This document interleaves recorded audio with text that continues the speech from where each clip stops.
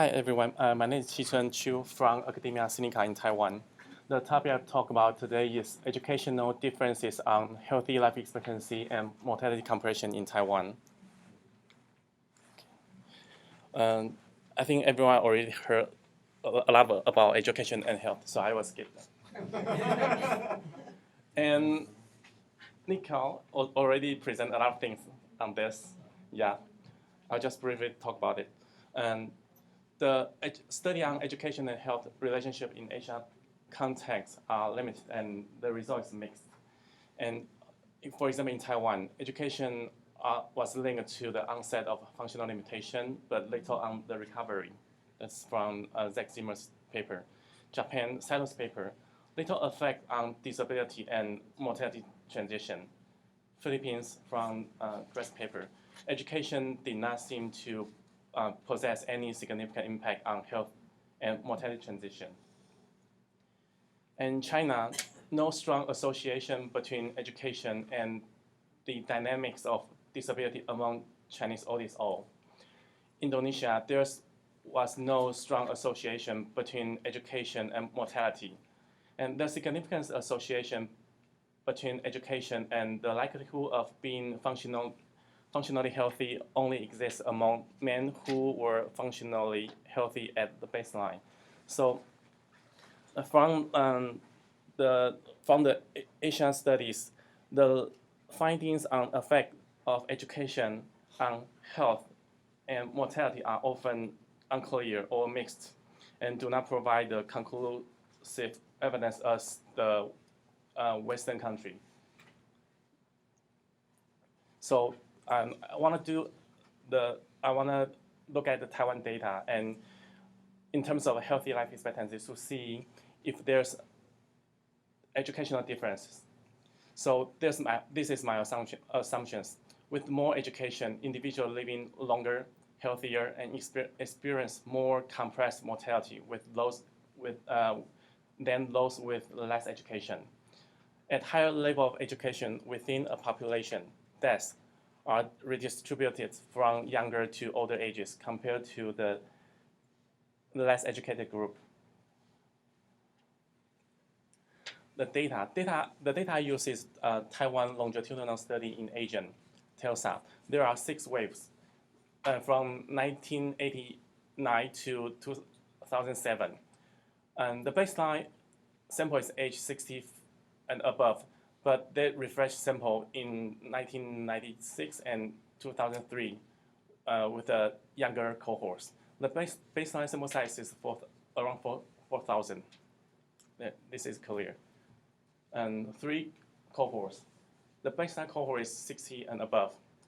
And the second cohort in 1996, they refresh the sample with the people with people aged 50 to 66, and the third cohort in 2003 is aged 50 and 56. The data is representative from all, not only from the older people living in the community, but also the people living in the old age house, nursing home, and the long-term hospital. So it's fully representative.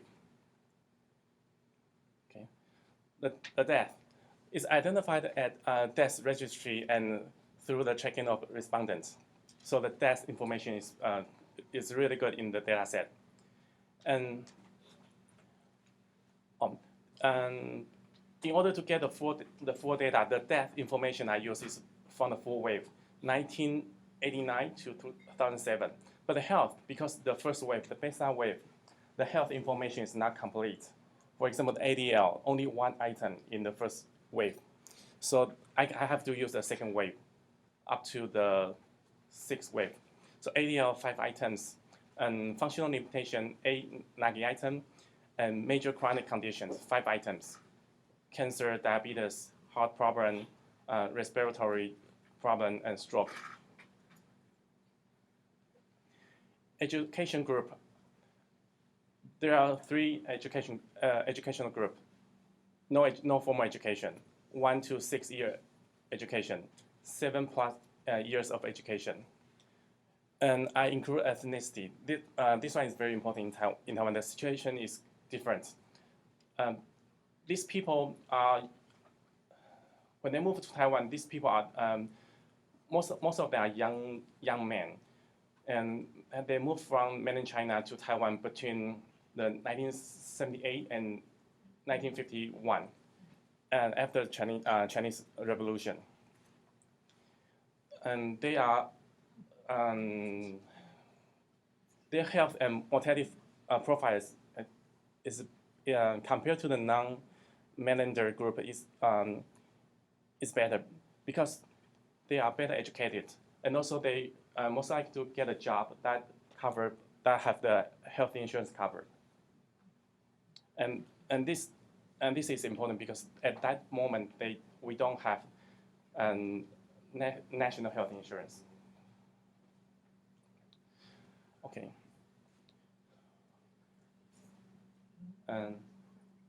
Mortality comparison. And this is from Dustin Brown's demography paper. This is an infant and child death, and this area is premature death. The one I focus is this area, but this one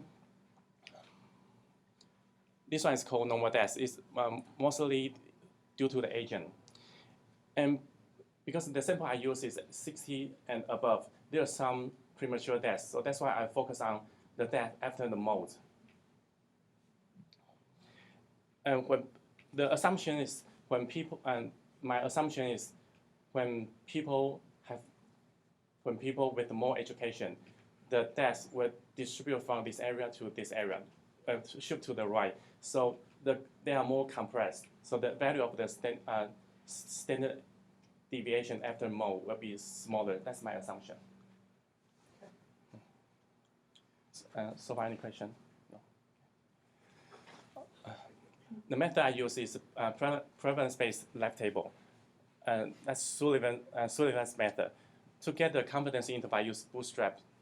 Size is 300. All analysis is stratification by sex, and age, education, and Melander as a covariate. Okay. To get the prevalence probability, I use logistic. The first one is age and education as covariate, as stratification by sex. And the second one include Melander, and also stratification by sex. The unhealthy status is defined by, because I include 3 health measures, ADL, functional limitation, and major chronic conditions. I look at them separately. So if people have any ADL disabilities, or any functional limitation, or any major chronic conditions. So in each stage, I look at them separately. In each state, they are unhealthy. If they don't have any ADL item healthy in one analysis, if they don't have any functional limitation or any neg items, it's healthy in one analysis. And if they don't have any major chronic condition, it's healthy in one analysis. I use campus model to calculate the all-cause mortality and to get the total life expectancy. And the model age, the calculation of model age is, I use Canisto's 2001 paper. And to get standard deviation above the mode, I use Chang's paper and 2005 paper. And this is the result.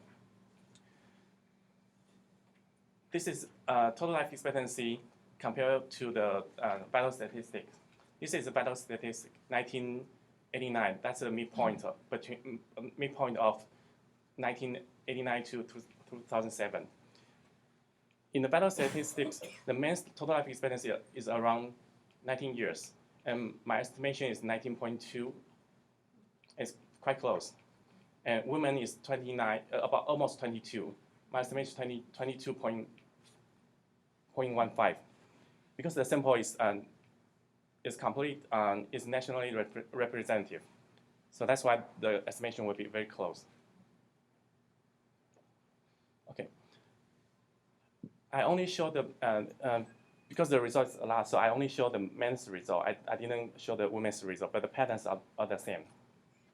For total life expectancy, men with no education compared to the men with the highest education group, the difference is significant.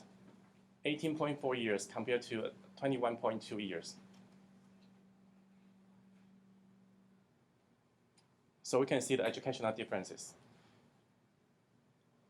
And healthy life expectancy. And the life expectancy with this is life expectancy without any ADL disability. And this is unhealthy life expectancy, is life expectancy with any one of the 5 ADL items.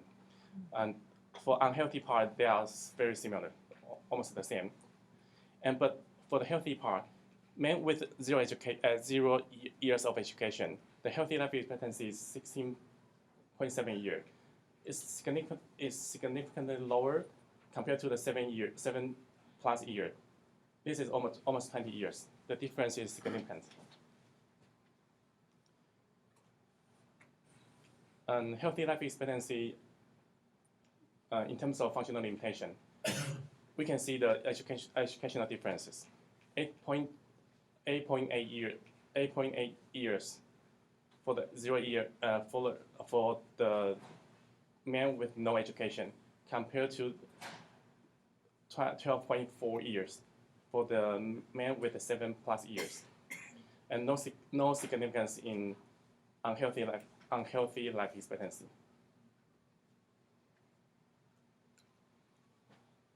Major chronic conditions, we can still see the educational difference, 11.2 compared to 12.8.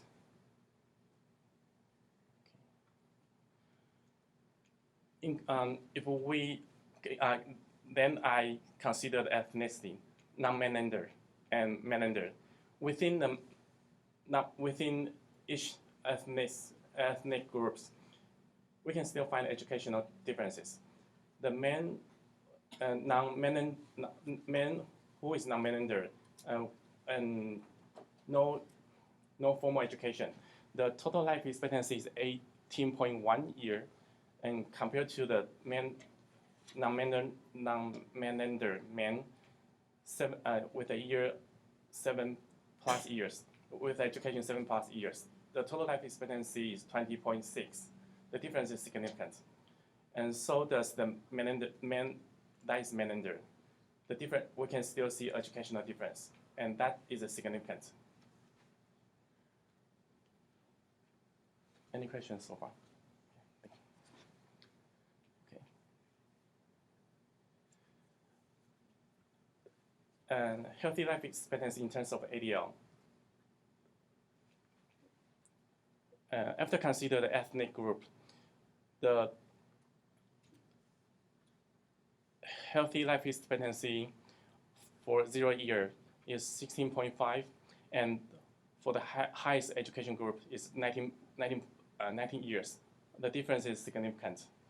And for the Melander, men no formal education, healthy life expectancy in terms of age without any ADL item is 17.5 years, and for the highest education group is 20.1 years, and the difference is significant. The healthy life expectancy in terms of functional limitation, 8.8 years versus 12.3 years. The difference is statistically significant. Same for the Melander. We can still see the educational differences. Okay. So chronic condition.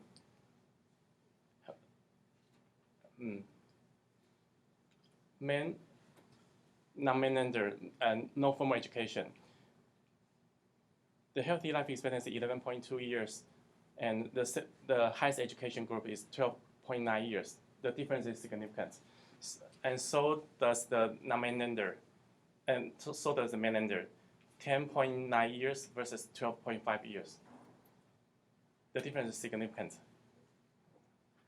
Okay, let's move to model age at death and also the standard deviation above the mean. Men with no education, the model age of death is around 80 years. And the highest education group, the model age of death, 84 years. The difference is significant. However, the standard deviation above the mean, they are very similar. There's no educational difference. If we consider the ethnicity, we can still see the educational difference. But however, there's no differences in standard deviation above the mean. So that means the distribution is shift to the right. The shape is very similar. Okay, conclusion. Compared to older Taiwanese with less education, those with more years of education, even after consider the ethnicity, they live longer in terms of total life expectancy and model age of death. And also they live healthier. They have higher healthy life expectancy in terms of ADL, disability, functional limitation, and major chronic conditions. But however, I don't find any significant evidence on mortality comparison. So, although education may have different meanings in Taiwanese and Western contexts, as education increases, individuals gain access to more types of resources that stem from education, and education does allow for the augmentation of life chances. Thank you.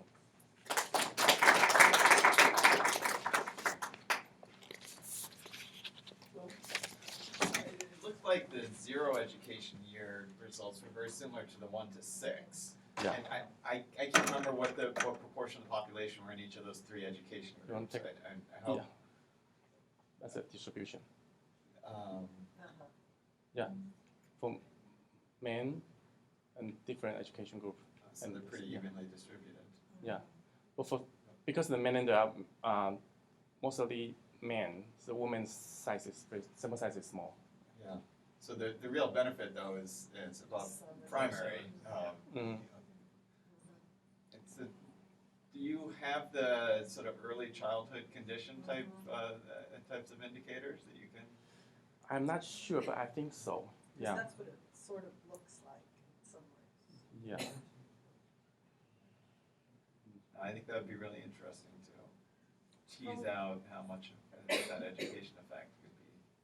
So you mean like a control for those early childhood education? Okay. It almost seemed like there wasn't a difference from 0 to 1 to 6 throughout. Yeah. I wonder if you could just make it easier by making 2 categories. Well, I think it's interesting that I the guess, 0 I guess it to 1 to depends 6. what it means. Yeah. I mean, There's a lot of is 6 completed primary or is 7 completed primary? 6 is complete. Yeah. Okay, so there's a whole range there of people only got 1 year and then some Yeah. people who completed primary and you don't know what the mean education was within that range. Yeah, I didn't check the mean age. Yeah, I didn't check the mean. But the 6 is considered as complete. Yeah. So the age distribution looks like the same for people who migrate from mainland and The people who migrate from mainland, they are young at that time. It's very young. They are mostly soldiers. I mean the age distribution, their age in terms of their age year sample, like is that think those who migrate from mainland should be older? Because they migrate mainly like Maybe healthier. between you said between 19. It's around 1950, right? Yeah, around Around 1950, yes. If they can migrate there, like they should be at least 20. Yeah, or because they are soldiers. And they survive. Survive from the war. Yeah. So they're healthy soldiers. Yeah. I'm just wondering, Yeah. So that group of migrants, do you really have enough age variation to estimate these models? Like, do you have a lot of, people who were in their, this would have been people who were in their 40s who made that migration, that you're using their value, their transition probabilities to estimate these models? You probably have, I just don't know. Do you have very few people at Not many ranges? Do you people. have like a big clump of people in a small age range that you're then sort of extrapolating to really thin tails? Like I assume this group of people, you should have a lot of people migrate around their 20s. They are the soldiers. Yeah. And you should have some people who are at older age, but they are like high CS people, they are Yeah. governors or highly educated professors. Mm-hmm. That is what I just wonder if there's some kind of heterogeneity, like age heterogeneity, and within that group that just a thought of something to Yeah. check out. I didn't check, but yeah, that makes sense. And because the sample size is not big, so I didn't use the Yeah. transition yeah, base. I this used is solvent solvent base, method. Right, method. right. So there's Sorry. no Yeah. transition. And also I put male ethnic group and education group as the covariates. Yeah. Yeah, because the Okay. sample size, especially for the woman. Right, yeah, I forgot So which method. The woman who can come at that moment, Yeah. most of them are family member. Yeah. Okay. So if they can come, that means his husband, her husband is different. Yeah. This is just a suggestion, but I think it would be interesting to include the women soldiers here because Woman soldier? because I think the parent of education distribution between non-mainlander and mainlander is opposite for women, but for men is kind of similar. So I wonder if the same trend as you said is observed. I wonder if the gap between the 0 year and the 7+ years will be bigger or slower among women. So this, you say this is for woman soldier, or woman also? Yeah, Result. Yeah, Oh, the women pictures, result, okay. Yeah, for the pictures, because you Mhm. only presented men, and it was basically the same story from beginning to the end. But Uh-huh. if you also have the woman there, then you will also be able to see if the gap between the 0 years and 7+ years is similar between man and woman as well. Yeah, So, the overall pattern is similar, very similar. yeah, but it would be Yeah, I know, interesting yeah. to see because the education distribution is quite different for women between non-mainlander and mainlanders. Mm-hmm. Because you have more for 0 year for non-mainlander, but not that many for the mainlanders. But for men, the trend of the distribution is kind of similar between non-mainlander and mainlander. So that's Yeah. why I was making this Mm-hmm. And, well, just in terms of the mechanisms, when I think of just these ecological cross-national comparisons across countries, and this is, again, somewhat similar to South Korea, you're seeing these educational gradients in a place where there's excellent access to healthcare, right? It's highly equitable. On most of this period, they have universal healthcare, and there's very low obesity in this population. So there's, we don't see this sort of nutritional transition, raising the mortality of the higher educated groups. So I'm wondering what kind of mechanisms you think might be operating here. What one could test, aside from the early childhood. I don't think it's an aside from, I think it really is early childhood, and we have not given that enough weight in most of the work that we've done because we've been looking at places where circumstances were changing very rapidly and were very differential in terms of medical care and things. So I think, and many of us all changed at the same time period from Europe to the US, so we have not actually recognized the effect of the early childhood changes as much as we should have. So I think this might be what it is. It's really interesting for next year. Yeah, okay.